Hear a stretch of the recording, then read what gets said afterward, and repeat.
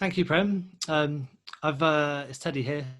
I've been really looking forward to this conversation because since I went on a sourcing trip to India to the trade show in Delhi. I've been sort of a bit obsessed with sourcing products from India. So I've been really looking forward to chat to Konark and share some of his expertise in here. So is Konark on the call still? Yeah, I can hear you. Yeah. Cool. Okay, Konark, do you want to tell me a bit about yourself, and then also just give me the high level sort of information. What are the differences between sourcing from China and sourcing from outside of China, from like India and Vietnam, places like this? Yeah. So just a very quick brief about myself. So I was born and raised in India, and then I've kind of lived and worked across 3 continents. And then I moved to the UK, and then I wanted to do something which possibly can bring a lot of value to small businesses. And then I looked at the handmade sector, which is quite a massive employer across the world. I think there are 300 million people involved in this sector. It's very fragmented, very decentralized, and very unorganized. And so we thought of let's kind of create a platform where we can actually help these small businesses effectively. Now, coming back to the question of what are the key differences between sourcing from China versus, I would say, sourcing from India. India, Nepal, Bangladesh, Sri Lanka pretty much come under the same basket. One big difference is that there is no Alibaba for these countries. So the problems that come after that is it's pretty decentralized, very unorganized. You don't know who you're speaking to. Is he the manufacturer? Is he the agent? Is he the middleman in between? You have literally no idea. Also, the fact that I think the respective governments, in terms of just tapping the opportunity, haven't been able to really, tap into the opportunity of showcasing the talent of these, of especially India in this case, to the rest of the world. So there's a lot of untapped, talent which is not there, or they don't have a digital footprint. Yeah, I found something very similar. Like when I was sourcing products from India, it wasn't quite as easy to find suppliers in the same way as you would find them like through Alibaba, for example. Although more Indian suppliers are going on to Alibaba, but I see that definitely as an advantage because the harder you have to find someone, then it's harder for someone else to find someone as well. So it really gives you an advantage of finding some slightly different manufacturers that you might not have found otherwise. That is very, very true. In fact, of all the downsides that I've discussed, there are a lot of advantages that we have, which we'll subsequently talk about in the session.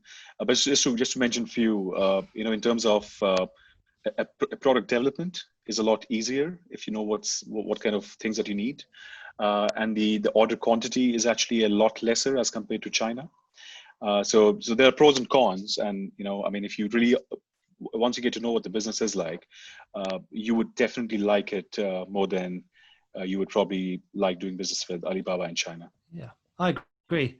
And that sort of leads me on to what I was going to say next. So what do you think some of the pros and cons of sourcing from outside India are? I've definitely got a few that I can add after, but I'd like to hear what you have to say about it too. Yeah, I think the biggest problem that, with Amazon sellers, specifically because of the fraternity we are in, it's very unorganized. So like in Alibaba, right from helping you find shipment to quality control, production monitoring, to making sure you're talking to the right vendor, and there's a trust.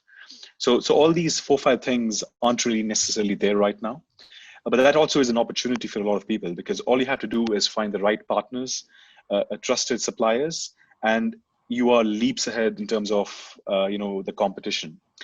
The second big difference and pros and cons, I would say, with China, I think the minimum order quantity. The minimum order quantity is massive, and the defensibility. In China, it's massive, you mean? And in India, it's yes, yeah. In China, it is massive, and in India, it is literally you can start with as low as like 20 pieces per SKU. Yeah. And I'll tell you the mindset of how it really functions. So in China, because China obviously is massively industrialized, There's a huge market within the country. So a minimum order quantity is the only business case that they have. Whereas in India, specifically, I'm talking about the Indian capabilities. They have it's all cottage industries. These are all cooperatives, really small companies, mostly family run, and they are more than happy to do smaller quantities, and they look forward for the relationships. So that's another big difference that we have.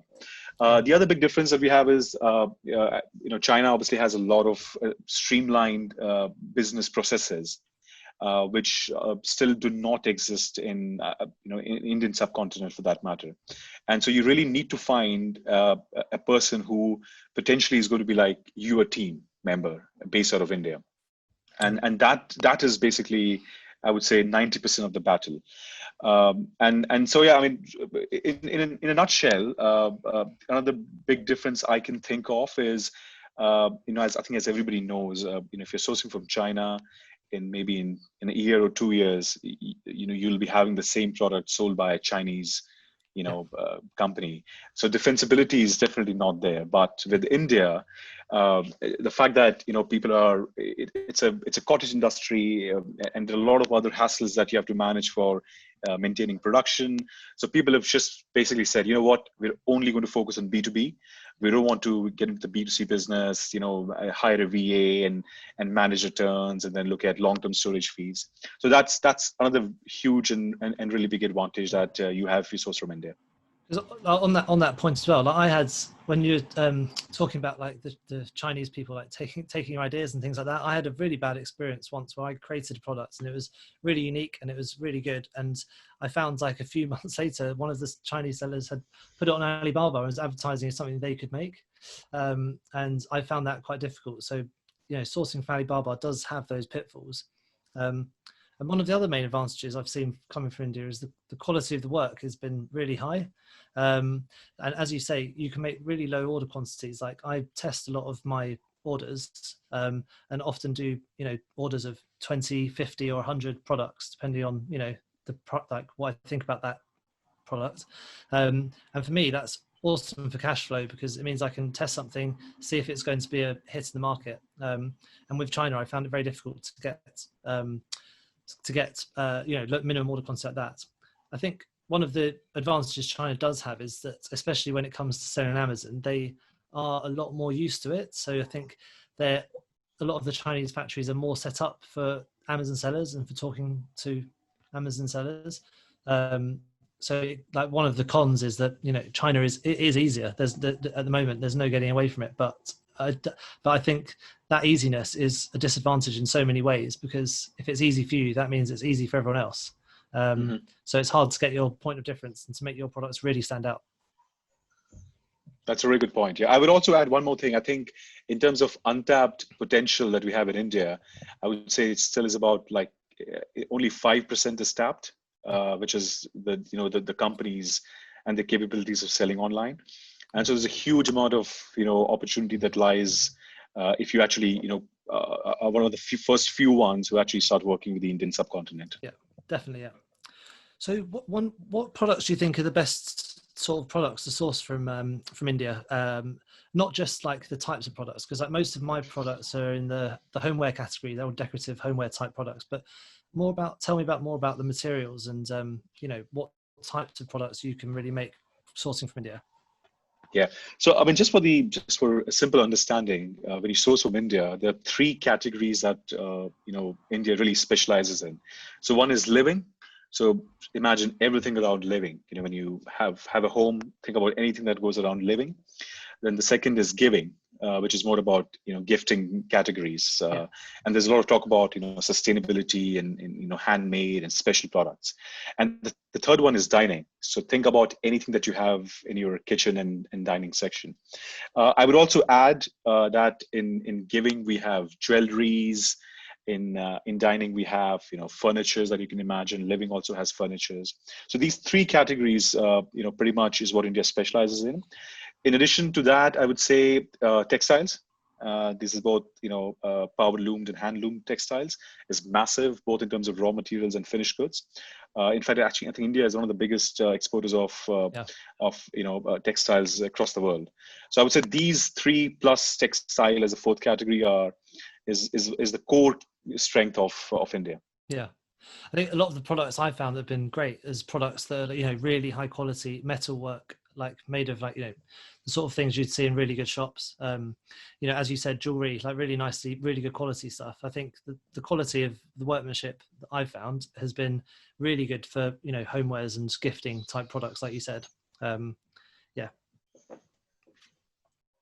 And one of the questions I often get asked a lot though is what are the best ways to source products from India or from not just in India but from outside of China, because as we've been through before, it's easy to go to Alibaba and find products in China, but it is a bit more complicated to get products from India, but it is getting a lot easier, isn't it? So can you tell us a bit about how the best way to go about sourcing products from India is? Yeah, I think the starting point, I would say, there are three websites and I'll tell you the problems with these three websites, but I'll tell you first the names of it. So one is India Mart, indiamart.com. The other is Exporters India, and the other is Trade to India. So there are three B2B portals that we have, which are in a similar landscape as Alibaba. Now, all these three marketplaces are, horizontal marketplaces. And what I mean by that is these basically are marketplaces for everything from fridge to, finished products, to ceramics, to, raw materials and anything that you can imagine, like Alibaba. And there are not many vertical marketplaces, which is basically marketplaces which kind of super specialize in like one specific service. So in this case, things that you can sell on Amazon. Now, the problem is with all these three marketplaces, there is a very thin line between who actually is a manufacturer versus who is a wholesaler versus who's the broker. And you can actually get extremely lost when you start, engaging with these vendors. India, unlike China, is obviously quite open in terms of, sharing knowledge and stuff. So, if you start engaging with people, they will jump onto you and send you like a zillion emails and like 2 zillion WhatsApp messages, and you will be lost, right from pricing, whether you want to trust this vendor or not. So even today, I think the best way to source from India is to find I would say an agent or an agency, and I would rather say more like a partner, somebody who is accountable, somebody who you trust, and somebody who is potentially working in your team. And so this guy can definitely get you, I think, the best resources and the best clients and the best prices. Yeah. And one thing I actually did last year, I think I mentioned at the beginning, was I went to the Deli Handicraft show in October. And if you get a chance to go to that, it really is amazing. The quality of the goods you'll see are really good. Like, as I said, really high quality metal, like woodwork, things like that. And I think a lot of the companies there were really ahead of the trends. Like, I was in one of the bays talking to a manufacturer there once, and his colleague was speaking to like the head of buying at John Lewis at the same time. So I knew I was in the right place, like, to be finding really high quality products. So that was amazing. And you get a trip to India out of it, which can't be a bad thing. Yeah, no, I think you made a very good point about John Lewis. In fact, actually, I often tell this to people that for some reason, I don't know what is the reason behind it, but all the big names that you have here in the UK, back in the US, Zara, John Lewis, TK Maxx, all of these big companies actually have been sourcing from India for the last 40 years. And this is an extremely underground supply chain that has never been discovered. And it's only now in the last, I would say, 4 to 5 years where people have said, you know what, I think we can actually start making things for a much lower price, for a much better quality, and something which is not easy to replicate. Yeah. And that's where I think the opportunity lies. Definitely. Because I think Terry has mentioned, I think quality is definitely impeccable. Having said that, I think it's also important to keep in mind that the pricing is a bit different as compared to China. And of course, you can find cheaper products as well. But by and large, it's a high ticket item. So that you have to keep in mind, because these are all handmade products, which kind of India specializes in. Yeah. Like I found the quality is very high. The pricing is a little bit higher, but I charge extra when I'm selling products myself. It's not the place to go to if you want to get lots of cheap, trendy products. Like fidget spinners, like the latest trend, that sort of product. It's not the place to go for that. It's the place where to go to get your really high quality goods that you're going to sell for a bit of a higher price market. Like none of my products that I sell on Amazon are below $30. So it's just like it is a bit of a high quality of products. And with have you found like things like trends or anything like that? Have you seen any trends like around the manufacturing in India, or how they're keeping on top of trends compared to other marketplaces? Yeah, I think the trends, one of the big advantages I think these people have is that they actually work with big companies. As I mentioned, TK Maxx, Walmart, Zara, John Lewis, and all these different big companies, they already are making things for like summer of 2021 or winter collection 2021. So they're already ahead of the game, and that I think is a massive knowledge that has been shared, and all these different manufacturers are quite knowledgeable in terms of trends and the futures. And there's a lot of very interesting community partnership as well, where they exchange ideas and say, we can create this and that. Now the interesting thing is, for the knowledge of the viewers, is the fact that unlike China, there's a business case to create a product, because these are handmade. Yeah. When you're mass producing products, you imagine you're actually tooling the die, and it's an investment of maybe £20,000 to create one specific product. But when you talk about creating new products via handmade techniques, a commissioning of a new product usually will start at like £100. So you can literally create a product from mind to market at a very frugal price. And that is the biggest advantage that I see that we have in the Indian subcontinent, because it's predominantly, handmade, ways of creating products. Keeping in mind, we're talking about, living, giving, and dining sector.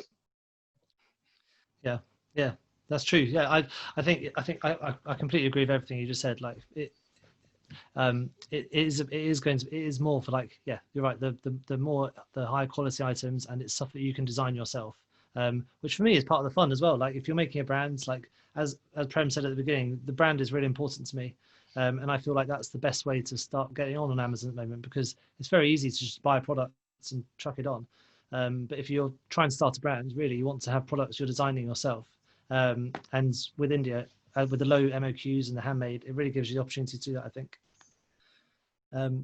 One other thing that a lot of people ask is, what about cultural differences between India and Vietnam, or India and China and other places to source from? Like, have you, when speaking to manufacturers and speaking to everyone out in India, what are there any differences that you've seen that between the way people speak to each other and do business?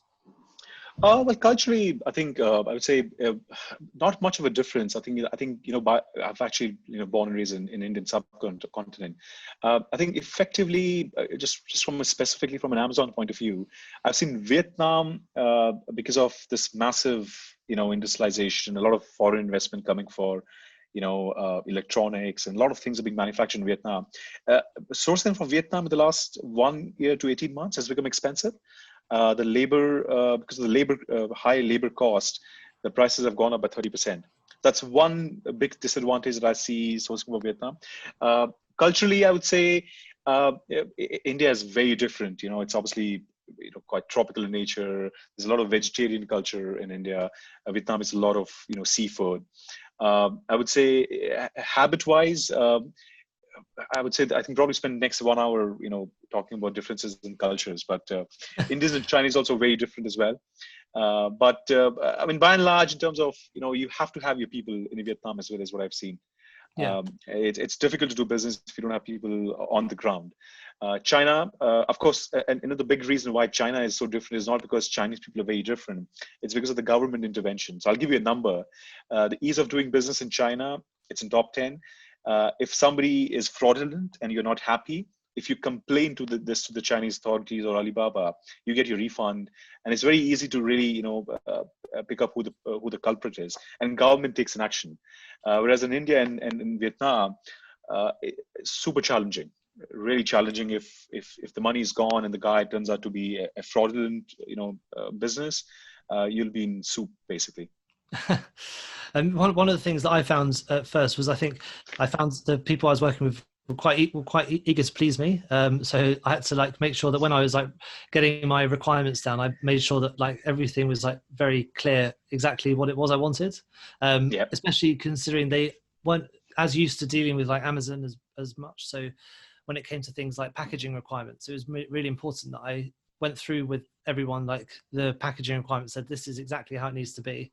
But I think that would be, that you get that with all new suppliers. I just had to make sure that I was like really clear there. Yeah. I think it's the inexperience of selling on Amazon. I think mostly definitely. it's to do with that. Yeah. So one other thing that we've been talking about previously was talking about freight forwarders and the duties and things like that. When exporting into the UK or into the USA, are there any like different duties or that there should be aware of, or where are the ports? All these questions around around the freight, and how easy is it to find freight forwarders? What's the best way to go about doing that?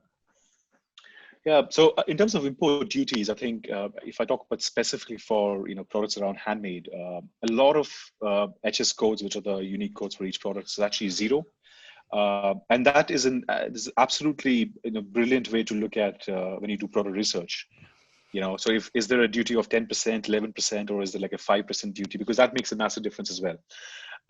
So yeah, I mean, a lot of handmade products, if you especially talk about Amazon.com, which is the US, I would say about 60% of what we see doesn't have any import duty. As far as finding freight forwarders is concerned, it's again just like the same problem we have in India. It's very unorganized, and we have. I mean, I have a list of freight forwarders that we work with, and we've seen more or less the prices are pretty consistent with what we find on the ground. And I'm more than happy to share the details, and we're also happy to help you find a really good price. And having said that, it's COVID times. It's a bit tricky right now to ship things. Yeah. Hopefully things will get better, but it's a bit iffy right now. I think that sometimes when I've exported, there's been export duties from India. Do you know about those ones? Yeah, so basically, one of the reasons why all these businesses try to please you guys as Amazon sellers is because there's no export duty as such, but the government of India is trying to promote export, because obviously it's a big country, and you need to really take this human capital and export it outside, just like any other country. And so they get about 20-25% in a nutshell. If I club all the perks that the government gives, a 20-25% rebate on the products if they've exported it outside India. So this 20-25% is this added percentage that they get. And that's the reason why if you want to work with Indian suppliers, they're absolutely thrilled. They'll take you out for dinners, get you a nice beer, specifically because of this single fact that they get a 20% from the government as an incentive. Yeah, I can attest to that. Yeah, you'll have a good time if you go and see your Indian suppliers. It was a good laugh. There's a question here from Tassif, which is, do you have any experience of working with suppliers in Bangladesh? That's quite a good. I've never actually worked with anyone in Bangladesh, but I know someone that has. But I think you have worked with. Yeah, we have actually worked with Bangladesh as well. I think culturally, Bangladesh isn't very different from India. Pretty much was the same country. It's just like 70 years back. I mean, they obviously have their own limitations. But I would think the Bangladeshi, the human capital is more again trained for handmade, but I think super specialized in textiles. So we have about 3 or 4 partners that work in Bangladesh, and all of them actually are small to medium size exporters to all these companies that are in Bangladesh. So they actually are subcontractors to Primark and Zara. So it's very textile dominated, but from my experience, they do a lot of jute, they do a lot of terracotta, and they do a lot of weaving around the grasses, like the water hyacinth or the sea grass, basically. Yeah. Yeah, seagrass is a really good product to make. So I've made product from seagrass, but it was out of Vietnam, and I found Vietnam as well as India has been. I've had a really good experience. I haven't noticed the price rises that you said, but maybe for my next order I will. We'll see. Yeah. But yeah, there's another question here about how safe is the brand, and can we get a design registration in India? So I mean, I personally haven't had a problem with like any design registrations like being pinched from India. My trademark's based in the UK, even though I sell in America. But have you had an experience of this? Yeah, I think I would say two things. One is I would say it's actually a lot easier to get a trademark in India. I mean, I think UK obviously is the easiest, and then I would say US and India compare pretty well. It's always a good idea to get your trademark in India, and we can definitely help you with that as well. The second thing around design registration. Just like any other IP issues, if it goes into legality, it becomes very complex. But having said that, one of the good things that I've seen that has happened in the last couple of months is the government organization, which is focused on export of the handmade products, has basically come together, and they have formed a team and a process where whenever you create a design, and assuming it is an original design, you can actually get it registered on the government portal. So what this basically does is kind of it creates a barrier of anybody else copying it. And I think it's pretty simple. It's very straightforward. If you have a local Indian partner, he can do the registration, and it's literally for free. And you will actually laugh about it, but it's actually every design is like 10p. So it's actually pretty good. It's actually the right thing to do if you're sourcing from India. Get your design kind of informally registered through the promotion council. Right. Yeah, that's pretty good advice. I hadn't actually considered that before, so I'll have a look at that later. There's another question here about which country best to source bamboo products from, excluding China. I've sourced bamboo products before, and India is one place to source it from, and Vietnam as well. What about Konark? Have you any other thoughts? Yeah, I think. See, the thing with bamboo is India obviously is a huge producer of bamboo, especially in the northeast region. The problem with India, and I'll just take an example of bamboo. Most bamboo that you see that people sell on Amazon are actually a finished bamboo wood. So they process the bamboo, use a lot of additives, a lot of chemicals to make it look very finished. The problem with, of course, India, I think Vietnam, of course, is more industrialized than India is now. There's no finishing, there's no processing of the bamboo. So it's more rustic and raw, but you can get a ton of things made from bamboo. But definitely not what you see on Amazon, because that's the finished, wood looking like bamboo product. So you will have a lot of issues around consistencies. And a lot of issues around the colors keep changing in a single product because they use different set of bamboos. But if you're a good storyteller, trust me, it will sell very well. Yeah, and I find that easy to tell a story when you're selling products from India, because that actually quite nicely leads on to what I was going to ask about next, because some of the ethical issues of sourcing from China, like I think your website actually explains it really well on the different listings, like where the products have come from, and like who's making it, what sort of cooperative is it. How have you, like, when sourcing from India, is there any way to tell like how ethical one of the manufacturers you're buying from is? What sort of, is there any way of telling about how their management and payment practices are and things like that? Yeah, so I think that's a really good point. In fact, actually, we've had this thing asked like a zillion times by different set of clients that we've had, and I think the simple answer to this is it's very complex, supply chain. In fact, if you look at really big companies like Zara and John Lewis, even these guys, hire these subcontractors, and essentially it's very difficult to trace. But the handmade sector is actually still a lot cleaner because none of this is mass produced.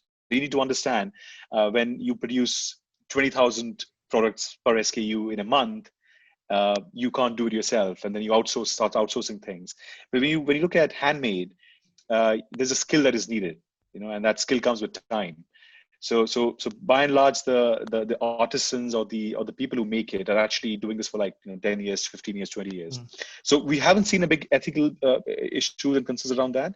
And the more formal way of answering this is, there are like a dozen certifications, a dozen standards in the industry, right? From SEDEX to BSCI to Fair Trade, that a lot of these different set of vendors have.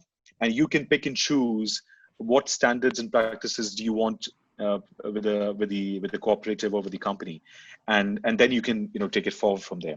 But for sure, ethical issue is an issue that we see when you're really mass producing at a much bigger scale. Definitely not. I haven't seen this in the handmade sector.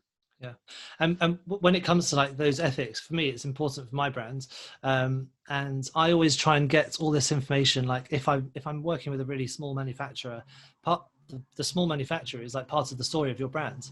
So like when we're writing listings, especially our agency Ace Listing, we're always trying to like make sure that that listings include that brand story, because it's so important to make yourself stand out in Amazon, where it can be so competitive.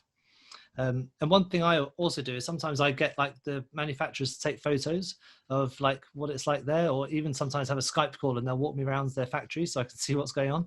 I always feel like it helps me get to know the manufacturers a little bit more, and it gets you to get to know them, and it's always good to have a good relationship with your manufacturer, I think. Yeah. I think it's a good point you made. I think Indian people in general, and I'm Indian too. They would really want to get know you, know your family, and don't feel this is like just a part of the society that India comes from.